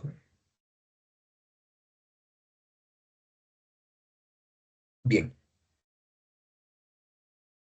tercer cantar. En el tercer cantar, ¿no? En el pueblo de Valencia, ¿no? No es que el Cid ya, digamos, está eh, libre, ¿no? Totalmente, ¿no? Los musulmanes, recuerden que estamos en una guerra santa, ¿no? Entonces, en esta guerra, digamos, el pueblo, ¿no? Digamos, los árabes quieren recuperar el territorio y simplemente deciden, ¿no? Atacar el pueblo, ¿no? Entonces, eh, comienzan a haber, digamos, ay, ¿cómo se me fue la palabra? Bueno, invasiones, ¿no? Digamos, ¿no? Pero antes de eso, se ha aparecido, ¿no? Aparecen cuestiones extrañas, ¿no? Porque aparece un león, ¿no? Y este león, digamos, ¿no? Que dicen que es una metáfora en realidad, ¿no? O sea, recuerden el gobierno de Castilla, ¿no? ¿No? Que está representado por un león. Viene un león, ¿no? Cualquiera se asusta, pues, ¿no? Entonces el Cid manda a los infantes de Carrión, ¿no? Para que calmen al león y estos no pueden, pues, ¿no? Bueno, cualquiera, ¿no? Y se van, ¿no? Huyen, ¿no? Y el Cid tiene que salir y según la historia, ¿no? Con una mano amansa al león, ¿no? Dicen que es metafórico, ¿no? Porque como el león representa a Castilla, es como que él va a dominar luego, ¿no? A la realeza, porque luego su familia se va, digamos, a enlazar con la realeza, ¿no? Em, bueno, y les decía, comienzan a acechar, ese es el verbo, ¿no? Acechar, ¿no? Acechan, digamos, los musulmanes, ¿no? Y aparece el rey Búcar que quiere retomar Valencia, y entonces el Cid manda a los infantes de Carrión, que son más jóvenes, ¿no? Y estos, pues, no, igual, ¿no? Huyen, ¿no? Porque lo que pasa es que los infantes de Carrión también hay que entenderlos, ¿no? O sea, ellos nunca habían peleado, ¿no? O sea, y ese es el problema, ¿no? Nunca habían peleado y se van corriendo, pues, ¿no? Y el Cid tiene que salir y los vence, ¿no? Vence al rey Búcar y sus huestes, ¿no? Y con ello gana, digamos, la espada tizona, ¿no? ¿No? Bien, entonces los infantes de Carrión creen que el Cid lo ha hecho a propósito, ¿no? O sea, creen que se ha burlado de ellos. En realidad ellos ya no querían estar con las hijas del Cid porque se dieron cuenta que el Cid no tenía el dinero que ellos pensaban, ¿no? Entonces agarraron ese pretexto, tomaron a sus esposas, fueron al bosque de Corpés, al robledal de Corpés, ¿no? Y ahí las amarran a los árboles, las desnudan y las azotan, ¿no? Y las abandonan. Las hijas no regresaban, ¿no? En la noche ya, y el Sig sale, bueno, manda a sus hombres a buscar y las encuentran, ¿no? Y las traen y el Sig se siente ofendido, ¿no? Con ello pide al rey, porque el rey es la ley, ¿ya? Que haga justicia, ¿no? Y que pida a las Cortes de Toledo, que son juicio de armas. Entonces, una vez preguntaron en el examen de la pre, ¿no? ¿Quién convoca a las Cortes de Toledo? El rey, porque el rey es la ley y el rey es el único que puede pedir un juicio, ¿no? Las Cortes de Toledo en este caso, ¿no? Entonces, ahí en las Cortes de Toledo se determina que para, digamos, limpiar esa ofensa, ¿no? Se van a enfrentar los infantes de Carrión, ¿no? Con los hombres del SIC, ¿no? Los hombres sí que han batallado en muchos lugares, ¿no? Por supuesto, les ganan, ¿no? Y con ello se limpia esa ofensa, ¿no? Y cuando está sucediendo eso, aparecen, ¿no? Unos mensajeros de los infantes de Navarra y Aragón, de los príncipes, ¿no? De ellos y piden el matrimonio de las hijas del Cid. Por supuesto, el Cid no lo va a dudar porque ellos son príncipes, ¿no? Entonces, ya, ¿no? O sea, dice que sí, ¿no? Y con eso es que el Cid se enlaza, ¿no? Con la realeza, ¿no? Con la realeza. Muy bien, chicos. ¿Alguna consulta, alguna pregunta? Acá está el tema, ¿no? El destierro y la recuperación de la honra del Cid. Otros temas también, ¿no? O subtemas puede verse como el ascenso social, la nobleza linajuda con la advenediza, ¿no? También, ¿no? Linajuda es linaje, ¿no? De sangre, digamos, ¿no? O que son cortesanos y la advenediza. El sí que es parte de la nobleza advenediza, es decir, el que puede ascender a tener los privilegios de la corte, ¿no? Mediante sus acciones, ¿sí? Eso, entonces, el Sikh es un advenedizo, ¿no? Porque logra ascender socialmente, ¿no? Por sus hechos. La guerra santa, ¿no? El amor a la familia también, ¿no? Y la venganza, ¿no? Bien, no sé si hay alguna pregunta, consulta. Acá está lo que les había mencionado, ¿no? La obra es anónima, ¿no? Copiado por Perabac, ¿no? Ujú. Eh, Esta Menéndez Pidal, ¿no? Según Menéndez Pidal fue compuesto por dos juglares en esta época, ahí está, siglo XII, y fue copiado en el siglo de 1307, ¿no? Bien. Rasgos formales, lo que se les había, bueno, lo que les había dicho, género épico, es un cantar de gesta, ¿no? Es métrica irregular, rima asonante, ¿no? Y está estructurado en tres cantares. Bien, a ver, creo que pueden resolver sus preguntas. A ver, o sea, a ver, quiero ver cuántas preguntas pueden ir resolviendo. Uno, dos, tres, cuatro, tres, cuatro. Sí, a ver, resuelvan las tres primeras preguntas, chicos. A ver, unos minutos, ¿sí? Ya, a ver, unos 3 minutos, ¿sí? Pueden ir resolviendo, por favor, para retomar esta última parte.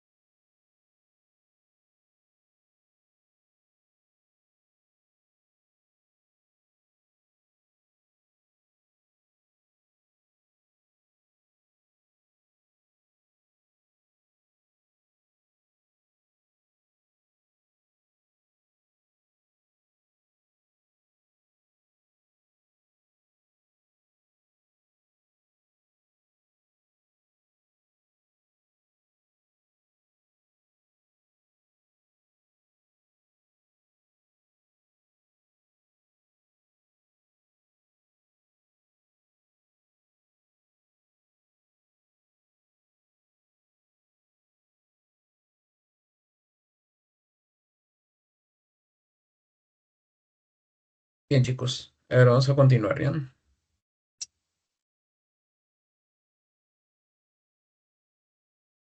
A ver, bien, luego del año de 1492, ¿no? Como les mencionaba, es una época complicada porque, o sea, si bien se produce la reconquista española totalmente, ¿no? Y se ha liberado el pueblo de España, o sea, hay una unificación, una reunificación justamente del país, ¿no? Y una reunificación territorial, ¿no? Pero también hay una reunificación política, ¿no? Una unificación. Lo que pasa es que, como ven, el MioSIC, ¿no? Castilla, ¿no? Ha impulsado, digamos, la reconquista, ¿no? Y también en ello está el pueblo de Navarra, ¿no? Navarra y Aragón, ¿no? Entonces son dos pueblos que van reconquistando el territorio y cuando se ha liberado Granada, es porque los que tienen mayor poder, pues, ¿no? Este, ante el temor, digamos, de las invasiones musulmanas nuevamente, ¿no? Lo que hacen es prácticamente someter a los diferentes reinos, ¿no? Hacia uno solo y formar el llamado Reino de España, ¿no? Con el Reino de España, digamos, se someten a los otros reinos y también se dan cuenta de algo, ¿no? O sea, lo que les había mencionado, ¿no? O sea, los árabes estuvieron 8 siglos y no pudieron hacer que los españoles hablen árabe, ¿no? Entonces, con ello, ¿no? Prácticamente se dan cuenta que para poder tener una identificación, ¿no? Formar una nación, ¿no? Es que todos hablen el idioma, ¿no? Y entonces ellos oficializan el español, ¿no? Fundando la Real Academia de la Lengua Española, ¿no? La publicación de la Gramática Castellana de Antonio de Nebrija, y que todos hablen castellano, ¿no? Y dejen de hablar los otros idiomas. Por supuesto, eso ha traído conflictos, ¿no? El catalán, ¿no? En Barcelona, ¿no? Eh, el gallegos, el vasco, ¿no? El pueblo vasco, ¿no? Este, y bueno, también se dan pues la llamada, el descubrimiento de América para los españoles, ¿no? Y el afianzamiento del poder, ¿no? Los reyes católicos son defensores del cristianismo, ¿no? Y su hija, Juana I de Castilla, ¿no? Se casa con Felipe el Hermoso, ¿no? De reino austrohúngaro, ¿no? Del Sacro Imperio Romano Germánico, ¿no? Ellos son de la Casa de los Habsburgo, ¿no? El Sacro Imperio Romano Germánico, ¿no? Abarcaba muchos territorios de lo que luego va a ser Alemania, la Germania, parte un poco de los franceses, algunos territorios, ¿no? Parte de Italia, ¿no? Parte de Europa del Este, ¿no? Eh, y entonces se casan y al casarse se unen, digamos, la península ibérica y el Sacro Imperio Romano Germánico. Por supuesto, eso va a traer muchas rencillas, ¿no? Porque el Sacro Imperio no va, o sea, no quieren, digamos, que España, ¿no? O sea, digamos, los gobierne, ¿no? Prácticamente, ¿no? Pero bueno, se genera ello, ¿no? Y entra a gobernar la Casa de los Habsburgo, ¿no? Con ello. Se produce la Reforma Católica, ¿no? Que tiene que ver una cuestión más política, ¿no? Lutero era germánico, apoyado por los príncipes germánicos que no estaban de acuerdo con la intromisión de España, digamos, dentro de sus límites, ¿no? Entonces, un poco que es apoyado, ¿no? También Lutero por eso. Es una cuestión tanto religiosa como política, ¿no? Entonces, se produce, digamos, ello, ¿no? Ahora, digamos, luego de ese aspecto, ¿no? En España, digamos, también comienza a sufrir ciertos aspectos, ¿no? Por ejemplo, ¿no? A nivel social y económico, les había mencionado que se produce, ¿no? La expulsión de los moros, ¿no? Ya, eso sí trae consecuencias graves, ¿no? Porque lo que pasa es que los árabes, digamos, aparte de ser líderes, habían gobernado, ¿no? Ya, pero también había mucha gente del pueblo, ¿no? Que trabajaban, digamos, como agricultores, mano de obra también, ¿no? O sea, los moros, ¿no? Pero propiamente moros, ¿no? Entonces, digamos, ¿no? Eso ocasiona de que al expulsarlos hay una política, ¿no? Discriminatoria, ¿no? Y todo lo que era árabe era prácticamente discriminado, ¿no? Se les quitó tierras también, ¿no? Fueron expulsados, no solamente los gobernantes, sino también mucha gente, ¿no? Entonces hay una tasa, ¿no? de deserción, ¿no? En los diferentes campos, ¿no? ¿Y qué pasa si tú no produces alimentos? Comienza a aparecer hambruna, comienza a aparecer una crisis porque ya no hay, digamos, alimentos, ya con eso no se genera el comercio y además las cosas comienzan a escasear y lo poco que hay comienza a estar muy caro, ¿no? Y eso, todo eso se produce en el siglo XVI, o sea, en el 1500 para adelante. A su vez, España se somete a un periodo de guerra tras guerra porque los musulmanes expulsados, ellos no se van ahí tranquilos, ellos quieren recuperar al andaluz y durante todo el siglo XVI y parte del siglo XVII, pero sobre todo el XVI, ¿no? Los musulmanes quieren recuperar su territorio y comienza toda una guerra, ¿no? Que va a durar, por ejemplo, hay combates muy famosos como el combate de Trafalgar, por ejemplo, ¿no? O el combate de Lepanto, ¿no? Donde está Cervantes, ¿no? Y los españoles ganan las guerras una tras otra. ¿No? Pero eso, digamos, ninguna guerra favorece a los pueblos, ¿no? Entonces eso va a ocasionar de que España entre en una crisis económica, porque un país sometido a guerra tras guerra, tras guerra, tras guerra, o sea, uno, te genera pérdidas económicas, segundo, te genera pues pérdidas humanas, ¿no? Y a su vez también, como no hay alimentos, no hay comida, simplemente, digamos, su economía está basada en la cuestión armamentística y no en la producción de alimento y todo comienza a estar caro, ¿no? Entonces mucha gente se quiere ir. Los españoles que vienen aquí, a América, vienen porque se dan cuenta que en su país no pueden hacer nada. Está en un periodo de supercrisis, ¿no? económica y hay hambre, como se puede ver en el Asedio de Tormes, ¿no? Entonces muchos quieren irse del país a encontrar el Dorado en América, donde había oro, ¿no? Y comida, ¿no? Y etcétera, ¿no? Entonces, por eso es que se van también, ¿no? Aparte de las rutas comerciales que buscan, porque los musulmanes han tomado Constantinopla y han cerrado, digamos, ese, ¿cómo se llama? Esa ruta comercial, ¿no? Hay un micro abierto, por favor.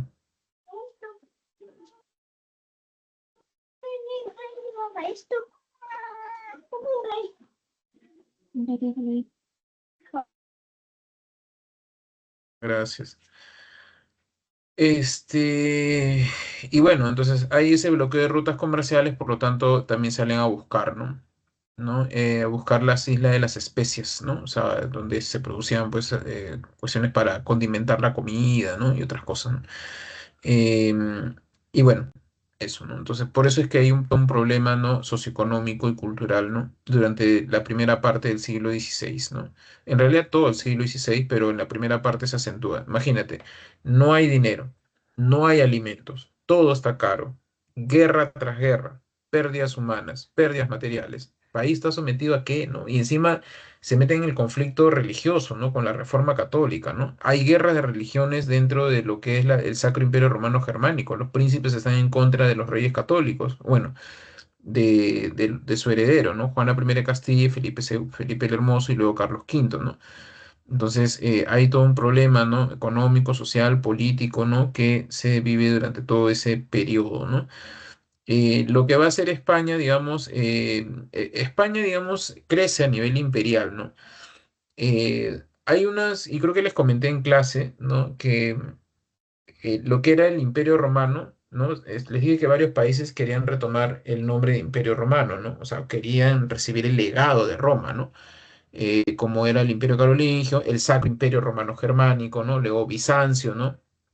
Y bueno, y estaban los países itálicos que eran herederos propios de los de Roma, y están las repúblicas como Venecia, Génova, Sicilia, Florencia, ¿no? Entonces eran reinos, ¿no? Muy poderosos, eran reinos, eran repúblicas gobernadas por aristócratas, ¿no? Monarquías, ¿no? Y estos vivían del comercio, ¿no? Que comienzan a tener, digamos, eran los grandes comerciantes en el siglo XIII, XIV, ¿no?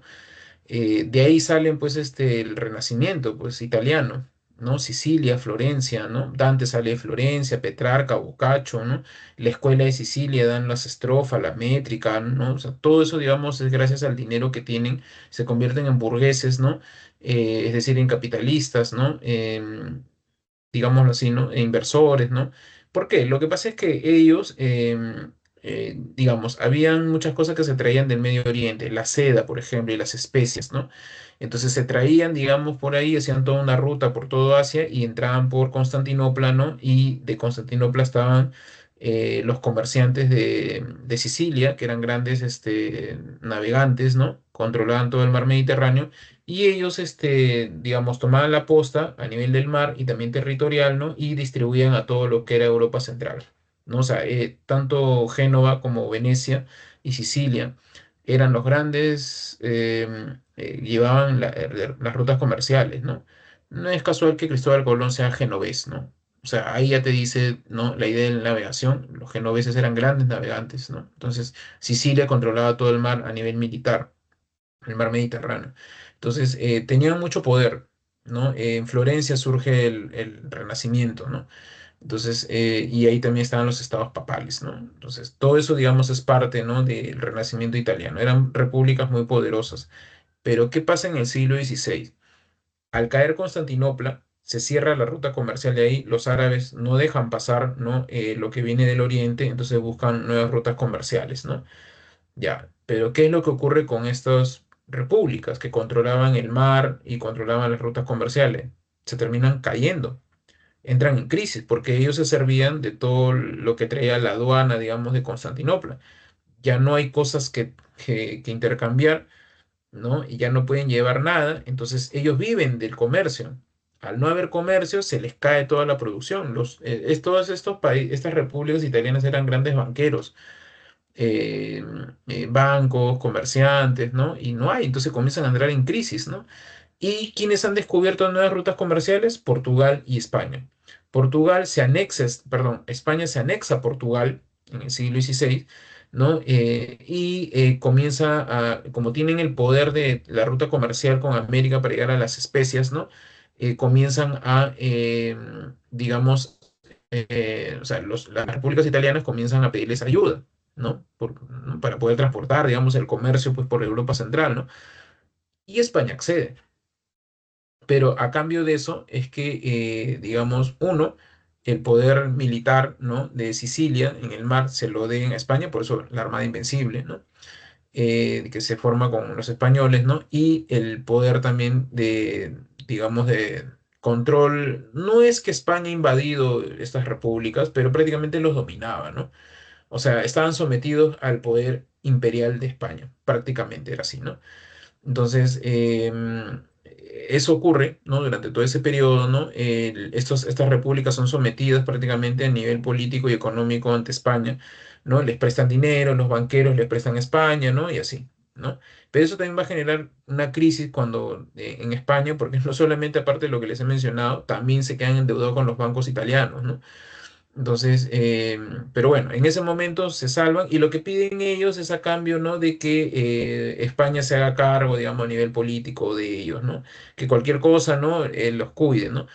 Y también, ¿no? Que su cultura prácticamente ¿no? Se distribuye, se sigue distribuyendo, ¿no? Entonces, por eso es que hay una influencia italiana en el Renacimiento español, ¿no? Hay gente que a veces te dice, pues cuando no saben, ¿no? Te dicen, no, es que a la mamá de Carlos V, Juana I de Castilla, ¿no? Le gustaba la poesía italiana. Sí, pues, pero eso no va a ocasionar de que haya una influencia italiana total, ¿no?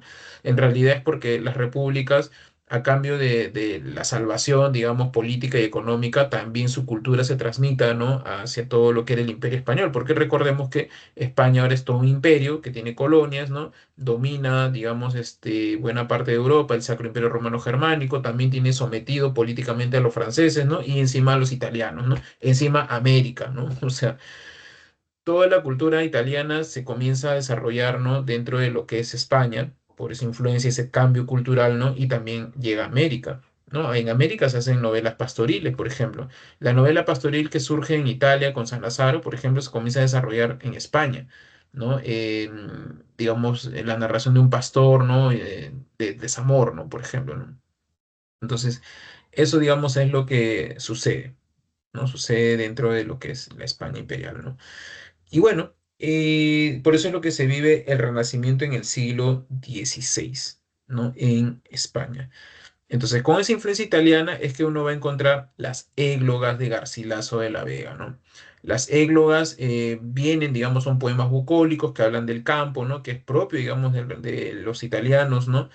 De los países itálicos, ¿no? Que viene de la época romana y griega incluso, ¿no? Las bucólicas, las geórgicas, ¿no? De Virgilio, por ejemplo, ¿no? Este, Teócrito y sus poemas pastoriles, ¿no? Etcétera, ¿no? Entonces, eso, ¿sí? Luego, ¿no? También comienza a aparecer, producto del pueblo, la novela picaresca, ¿no? Eso tiene influencia directa, ¿no? De Boccaccio, ¿no? Y el de Camerón, ¿no? Esas historias picarescas, ¿no? Que comienzan a suceder, ¿no? Eso es algo que, digamos, viene de ahí, ¿no? Pero propiamente llamado novela picaresca, porque en Italia no se le llama así, ¿no? Propiamente es de España, ¿no? La picaresca, ¿no? Donde el personaje, ¿no? Digamos, es un pícaro, o sea, es decir, la persona que puede sobrevivir a su modo, ¿no? No, o sea, no es malo, ¿no? Es un personaje, digamos, villano, ¿no? Es el personaje principal, ¿no? Villano en el sentido no de villano de malo, sino que vive en la villa, es decir, en el pueblo, ¿no? Em, y bueno, la literatura renacentista, ¿no? Comienza a recuperar no solamente el legado, ¿no? Grecolatino, ¿no? Sino que también comienza a desarrollar a partir de ello su propia literatura, ¿no? Como es la picaresca, ¿no?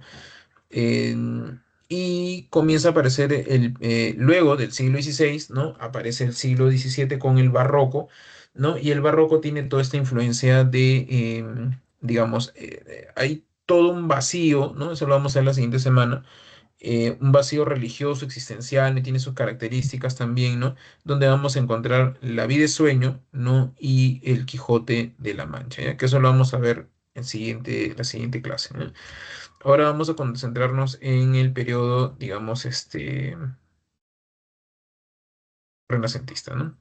En el periodo del Renacimiento hay que recordar que primero hay una imagen antropocéntrica, ¿no? Es decir, con el Renacimiento, la Reforma, perdón, lo que se concibe es que el ser humano puede retar a Dios. Así de sencillo, ¿no? O sea, puedes retar a Dios, a la Iglesia Católica, ¿no? En una institución poderosa, ¿no? Y recuerden que antes, pues, te ponías y te quemaban, ¿no? Te tildaban de hereje, ¿no? Y te quemaban vivo, ¿no? Entonces, lo que ocurre aquí es que el renacimiento es antropocentrista, el ser humano es capaz de hacer todo. Antes tu vida estaba entregada a Dios, ¿no? Estabas dominado por la idea del destino. Entonces no podías hacer más, ¿no? El destino era lo que te gobernaba, ¿no? Dado por Dios, ¿no? Entonces tú hacías algo, Dios así lo quiso, pues, ¿no? Pero en cambio ahora tú eres dueño de tus acciones, ¿no? Hay un florecimiento cultural que viene desde Florencia, ¿no? Digamos, ¿no? Las artes comienzan a desarrollarse, los reyes, de Florencia, los Medici, ¿no? Por ejemplo, les gustaba mucho el arte y son mecenas. Mecenas es aquella persona que puede, digamos, cuidar, ¿no? Proteger y prácticamente mantener, ¿no? Al artista, ¿no? Y, y comienza a recuperarse el legado grecolatino, elige por la influencia itálica en España, ¿no? Comienza a tomarse las estrofas que se desarrollaron en Sicilia, ¿no? Y la métrica también, y los temas grecolatinos también, como es el tema del amor, ¿no? Este tema del amor viene del amor platónico. El amor platónico tiene pues varias ideas, como por ejemplo el alma gemela, ¿no? Porque en principio existía, ¿no? Primero en el mundo de las almas, ¿no? El mundo de las ideas existía el hermafrodito, ¿no? Una persona que era hombre y mujer, ¿no? Estaban unidos en un solo cuerpo, ¿no? Y Zeus en un momento se amarga con ellos y los separa, ¿no? Entonces cuando nacen, ¿no? Estas almas se buscan, ¿no? Y por eso que cuando se encuentran, se enamoran, dicen, ha encontrado mi alma gemela, ¿no? Por ejemplo, ¿no? Entonces, eso, ¿no? Y una vez que se junten, se da la armonía del universo, ¿no? Sí, además también que el amor y la belleza están unidas, ¿no? Entre otras cosas, ¿no? El destino, el ser humano ahora puede hacer su propio destino, ¿no? O sea, ya en el medioevo era que Dios guiaba tu destino, ahora tú eres dueño de tus acciones, ¿no? Entonces ahí podemos ver la égloga, ¿no? De Garcilaso de la Vega, ¿no? Justamente, ¿no? Que, digamos, tiene el tema del campo, ¿no? Están los pastores, ¿no? La poesía pastoril, ¿no? Amorosa, ¿no? Etcétera. Entre otras cosas, también en otros temas podemos encontrar el carpe diem, ¿no? El carpe diem es aprovecha el momento, ¿no?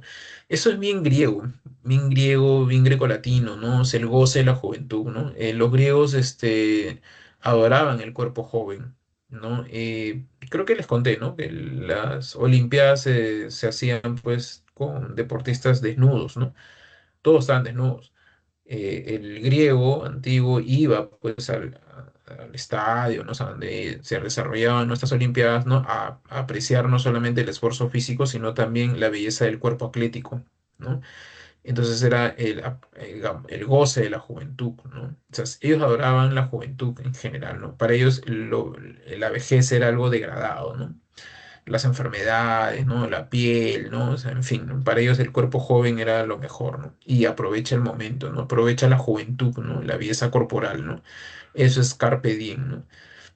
Eh, También está el Beatus Sie, ¿no? El dichoso aquel, ¿no? Lo que pasa es que la poesía pastoril griega, ¿no? Y grecolatina adora el campo, ¿no? Lo griego es porque en el campo se desarrollaba el amor, ¿se acuerdan? El amor y también la naturaleza estaba divinizada, pero aquí, digamos, en el Renacimiento no solamente está ello, sino es una vida sosegada, de paz, de tranquilidad, ¿no? En contraposición de la ciudad, ¿no? La ciudad era visto como bulla, ¿no? Como oda a la vida retirada de Fray Luis de León, ¿no? O sea, bulla, ¿no? Entonces queremos paz, armonía, ¿no? Y entonces se canta la naturaleza, se idealiza mucho al pastor, ¿no? Ellos consideran que el pastor pues está cantando con sus ovejas, ¿no? Todos los días, ¿no? Entonces, no ven la realidad, ¿no? Entonces ellos idealizan, ¿no? En ello, ¿no? Entonces, no dice, qué descansada vida la del que huye del mundanal ruido. La bulla para ellos es infernal, ¿no? O sea, se concibe el ruido como parte del infierno, ¿no?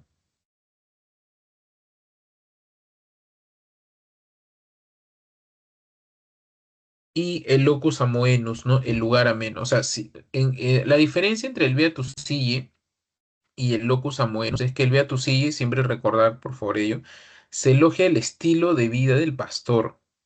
¿Ya? Eso tienen que recordar. ¿Quiénes tienen un estilo de vida armonioso? El pastor. Entonces, el Beatus Sie es dichoso aquel que vive en armonía en el campo. ¿Ya? O sea, se elogia el estilo de vida del pastor. ¿Ya? En cambio, el locus amoenus es el elogio al lugar donde se desarrolla ese estilo de vida. ¿Dónde vive el pastor? ¿En un edificio? No, en el campo, ¿no? Entonces, si tú elogias un estilo de vida de paz, como es la del pastor, se entiende, ¿no? Que el lugar, ¿no? De elogio sería pues el campo, ¿no? Armónico y bello, ¿no? Encuentro con la naturaleza, ¿no? Propio del Renacimiento, ¿no? Bien. em, Y bueno, y a nivel formal, como les decía, por ejemplo, se recupera mucho el terceto, ¿no? El cuarteto, el endecasílabo, el verso itálico por excelencia, ¿no?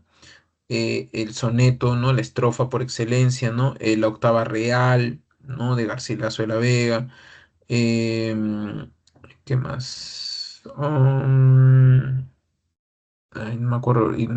Bueno, esas son las estrofas principales, ¿no? Terceto, cuarteto, soneto, ¿no? Y la octava real, ¿no?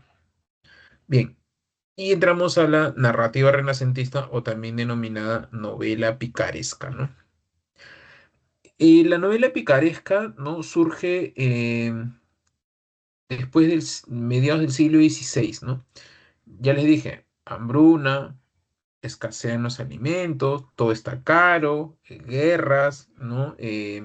No hay trabajo, encima hay un descontento con los cortesanos que viven muy bien, ¿no? Altos impuestos para el pueblo y el pueblo no tiene trabajo, no tiene comida, ¿no? Entonces hay una crítica dura, ¿no? En las novelas renacentistas, en las llamadas novelas picarescas, ¿no? Y una crítica muy fuerte, ¿no? Está la vida de Lazarillo de Tormes y de sus fortunas y adversidades, ¿no? Está el Guzmán de Alfarache, ¿no? De Mateo Alemán. Está el Buscón llamado Don Pablos, por ejemplo, ¿no? Entre otros textos, ¿no? Que están, digamos, dados, ¿no? A criticar, recuperar, ¿no? Perdón, criticar la forma, ¿no? En cómo se vive, digamos, ¿no? Ello, ¿no?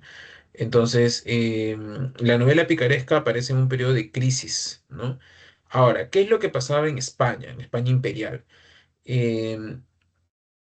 por esta cuestión, digamos, del ingreso grecolatino, ¿no? La recuperación del legado itálico, como les había mencionado, ¿no? Lo que va a ocurrir es que a partir de 1450 aproximadamente, o sea, antes de la España imperial, comienza, justamente como hay esta recuperación de España, ¿no?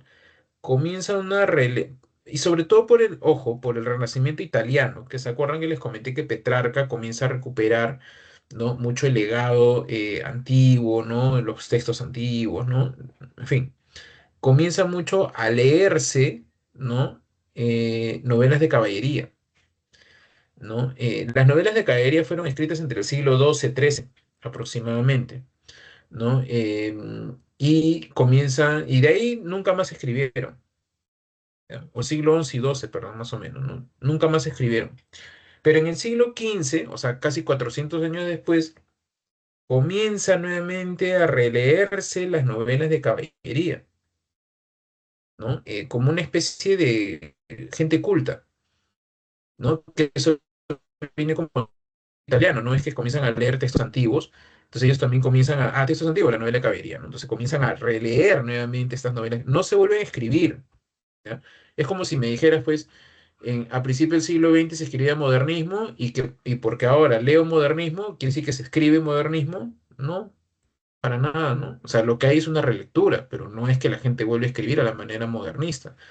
Y no se podría hacer porque el modernismo está muy influenciado por el positivismo, o sea, algo que ya está desfasado en la actualidad, ¿ya? Entonces hay que entender ese detalle, ¿ya? Este, Bien, entonces lo que les decía, ¿no?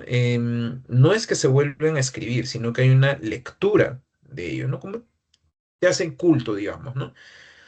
Em, y entonces ingresa, digamos, al siglo XV también por la imprenta, ¿no? Y comienza a leerse, ¿no? Las novelas de caballería, bastante, ¿no? La gente lee muchas novelas de caballería, ¿no? La novela italiana, ¿no? La novela pastoril ingresa, ¿no? A España y comienza a crearse novelas pastoriles a partir de 1530. Y hay mucha lectura. Y la novela pastoril era como que gente culta, pues, ¿no? Gente culta, ¿no? ¿No? Porque conocía los códigos, ¿no? Y también aparece la novela bizantina. ¿Qué es la novela bizantina? La novela griega, desde el siglo I comienza a crear ese tipo de novelas, ¿no? Y que es de aventuras, ¿no? Y que también era culto.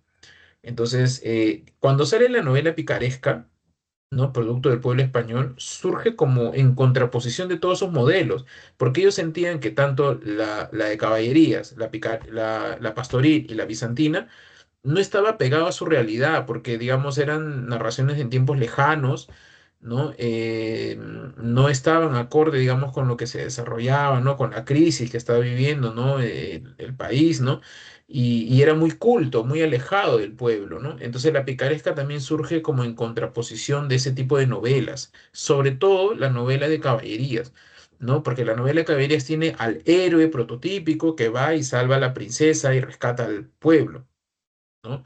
Entonces, eso no ocurre, ¿no? Entonces ya ahora más bien hay un antihéroe, ¿no? Antihéroe no es el personaje malo, ojo, sino que se dice antihéroe porque está en contraposición de la mirada del héroe popular, digamos, de la novela de caballerías que se leía, ¿no? En ese momento. Ya cuando se publica el Quijote, ya la novela de caballerías ya ha caído en desuso, ya. Ya la gente había dejado de leer, ya. ¿No? Así que hay que tener mucho cuidado cuando escuchas que el Quijote aniquiló la lectura de caballerías. ¿Qué aniquiló si ya no se leía? Ya no se escribía en primer lugar, ya la lectura había caído, que había quedado como así, como en poquísimas personas. Por eso ves a Alonso Quijano como alguien que está leyendo y alguien como que está desapegado de la realidad, ¿no? Eh, bueno, hay una tendencia realista porque las novelas de caballería que se leían pues estaban ambientadas en tiempos utópicos. Además no existen. Las novelas de caballería son lecturas, bueno, como toda ficción, ¿no? Nunca existieron unos personajes, ¿no?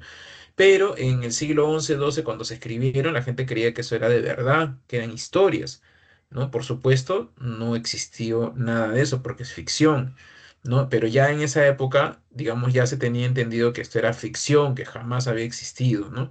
Las novelas pastoriles eran de personajes idealizados en el campo, y las novelas bizantinas eran historias de aventuras también de tiempos lejanos. Entonces, más bien la diferencia con la novela picaresca es que hablaba del presente, de la realidad de España y de sus crisis, ¿no? La estrategia literaria es contarte de manera autobiográfica, ¿no? Es decir, como que te cuenta su propia historia, ¿no? El Lazarillo de Tormes, ¿no? Te cuenta su vida, está en primera persona, pero eso es una estrategia literaria para, digamos, hacerte creer, ¿no? Y que lo que te cuentes de verdad, ¿no? El llamado pacto ficcional, ¿no? Entonces, eso, digamos, es el aspecto autobiográfico, ¿no? Pero igual recuerda que todo es ficción, ¿no? Hay mucho humor y sátira. Cuando tú lees este tipo de novelas, bueno, las novelas que surgen en esta época y siguiente, hay un montón de censores. O sea, tú lees y ahí al principio el tribunal de censura leyó y dice que estaba bien, ¿no? Después la iglesia dice que está bien. Todos te dan sus edictos, que justamente siempre publican con eso, como diciendo que cumple con la moralidad, no afecta al rey, no afecta a la iglesia, ¿no? Después otro, el censor, que dice que está bien, ¿no? Y así un montón de censuras. ¿No? Entonces, ¿qué es lo que pasa? Si ellos concebían algo que estaba mal, simplemente te censuraban el libro. El libro tiene pues humor y sátira, y el humor y la sátira no es tomado entre comillas, o sea, por la censura, porque siempre dicen es exagerado. O sea, el humor es visto como algo irónico, algo que no está pegado a la realidad, sino que siempre es hiperbólico, por lo tanto no es acorde, digamos, a que te está criticando, sino a hacerte reír, ¿no? Algo así, ¿no? Y se utilizaba mucho eso para pasar la censura, ¿no? En el caso de la salida de Tormes, no tiene una estructura formalmente sólida porque, por ejemplo, al principio te dice, ¿no? que va a contarte el Lázaro de Tormes, ¿no? Su vida con sus siete amos. Y solo los tres primeros lo cuenta en detalle, ¿no? Casi, digamos, las 100 páginas que tiene la serie de Tormes, te- sin mentirte, 95 páginas es de los tres primeros amos.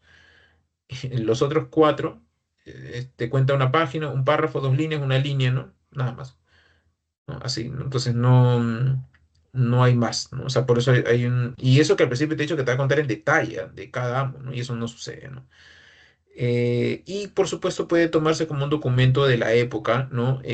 Recuerda que es ficción, tiene su carácter realista, ¿no? Pero eh, recuerda que es una ficción. Sin embargo, el uso del lenguaje, ¿no? La jerga, la forma, los temas, ¿no? No surgen de la nada, ¿no? Surgen de una realidad que está transfigurada aquí, pero, digamos, nos puede... lees la serie de Torme y más o menos entiendes qué es lo que estaba sucediendo en su época, ¿no? ¿No? Entonces, eso, chicos. Bueno. Entonces, nos quedan unos minutos, pueden resolver las demás preguntas, ¿sí? Vamos a dar unos minutos para que resuelvan.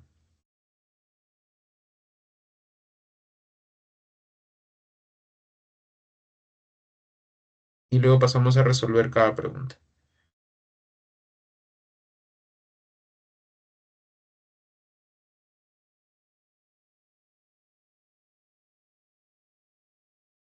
A ver, chicos, vamos a resolver las preguntas, ¿sí?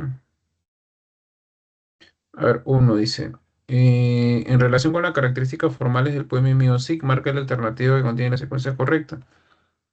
En este fragmento dice, la métrica es irregular y los versos oscilan entre 10 y 20 sílabos, ¿sí? La obra está escrita utilizando sonetos, no, porque elegí que eso aparece en el siglo XIII. Tres, en la escritura se emplea una mixtura de lenguas vulgares, no es un romance, el romance, ¿no? O sea, el español, ¿no?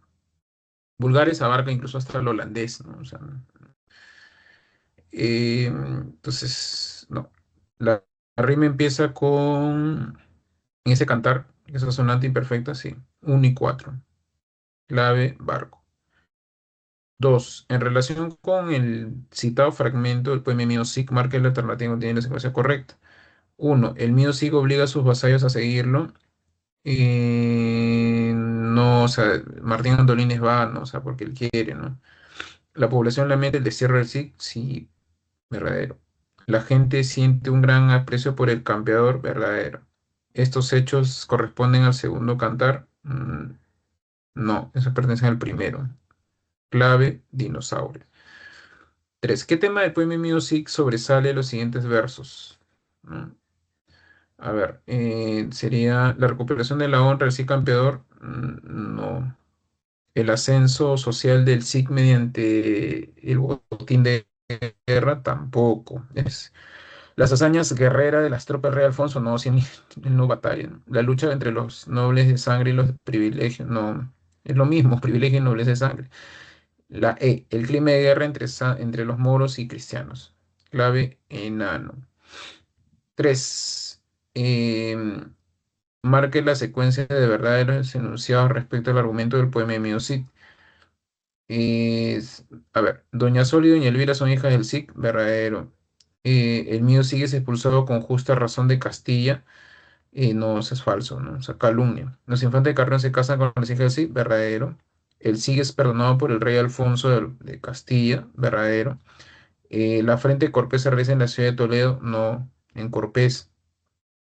Eh, bien, este, falso, ¿no? Entonces sería barco. 3, barco. 4. El ideal renacentista de independencia espiritual se basaba en su certeza de que el hombre culto tenía la capacidad de acceder al conocimiento de la verdad por sus propios medios. En consecuencia, puede inferirse que la concepción es antropocéntrica, ¿no? Ujú. Clave dinosaurio. 5. ¿Qué tópico renacentista emplea Garcilaso de la Vega en estos versos de la Égloga 1? El sol frente a los rayos de su lumbre, por montes y por valles, despertando las aves y animales y la gente, cual por aire claro va volando, cual por verde valle o alta cumbre. Se está describiendo la naturaleza, que es locus amoenus, clave avión. 6. Dice, considerando el fragmento citado, ¿no?, en la novela de la serie de Tormes, ¿no?, y sus oportunas adversidades, ¿no?, marca la alternativa que se refiere a una característica de la novela. La obra es un documento histórico de la España del siglo XVII, no del siglo XVI, ¿no? La novela resalta por ser absolutamente fantástica y idealista, no tiene carácter realista, ¿no? C. El protagonista narra su vida de manera autobiográfica, verdadero. Clave, casa. 7. A diferencia de la idealización propia de las novelas de caballería, la picaresca se caracteriza por ofrecer una visión culta y miserable de la realidad a través de un protagonista antiheroico. A partir de lo mencionado, ¿qué característica esencial distingue la estética de la novela picaresca Ay, qué mal redactado esto. 7. La representación realista y desmitificadora de la sociedad. Verdadero. Sí, porque las demás no son. 7, avión. 8. La novela picaresca funciona en gran medida como un instrumento de crítica social a través de los ojos del pícaro, un personaje móvil que sirve a distintos amos de acuerdo con el contexto. La estructura episódica de la novela al servicio de múltiples amos permite fundamentalmente, qué mal redactado está esto, pero bueno, mostrar una galería de personajes idealizados que ayudan al pícaro y no son realistas con defectos, ¿no? Crear una sátira de los vicios presentes en todos los niveles sociales, verdadero. Y clave barco. Muy bien, chicos. Bueno, eso sería todo. Muchísimas gracias por su asistencia y espero que hayan obtenido un poquito de conocimiento, ¿no?, de lo que se les ha impartido hoy día. ¿Alguna pregunta, jóvenes? No, profesor, ninguna pregunta. Muchas gracias, Milagros. Bueno, ya nos vemos el día martes. Sí, cuídense mucho.